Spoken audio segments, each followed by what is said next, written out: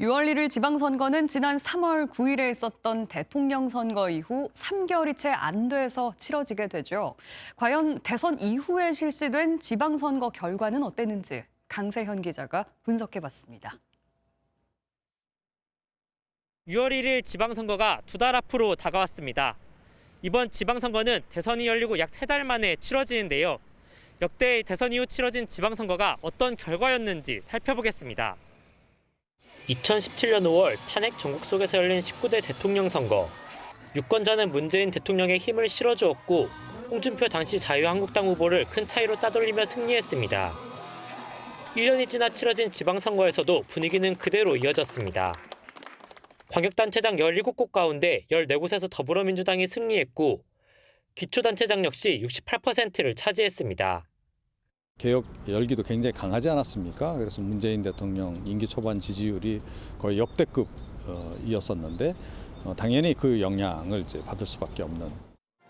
앞서 2012년 대선에서는 박근혜 전 대통령이 당선되고 1년 반이 지난 2014년 6월 지방선거가 실시됐습니다.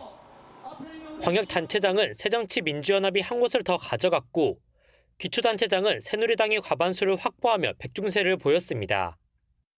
대선이 끝나고 20개월이 지난 뒤 선거가 치러지며 정권에 대한 중화평가가 이뤄진 것으로 해석됩니다.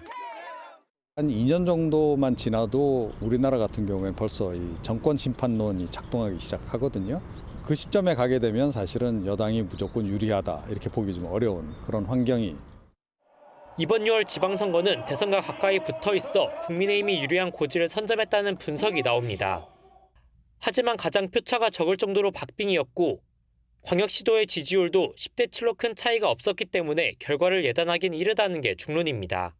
대선에서 승리했다라는 이벤트 효과가 있어요. 근소한 차이로 이겼기 때문에 실제로 국민의힘이 어느 정도 유리할지는 우리가 단언할 수는 없는 거고요. 결국 앞으로 남은 2달 동안 각 당의 전략과 후보들의 개인기가 선거판을 좌우할 가장 큰 변수가 될 것이라는 전망에는 큰 이견이 없습니다. MBN 뉴스 강세현입니다.